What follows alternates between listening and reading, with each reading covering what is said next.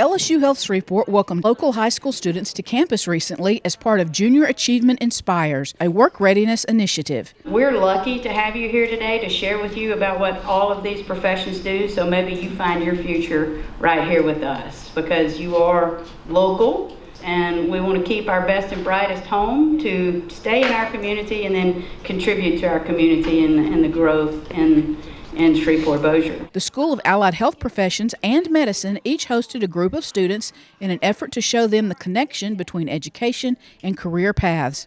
In Allied Health, they met with representatives from the 7 degree tracks to find out more about each program and learn what is required to achieve success.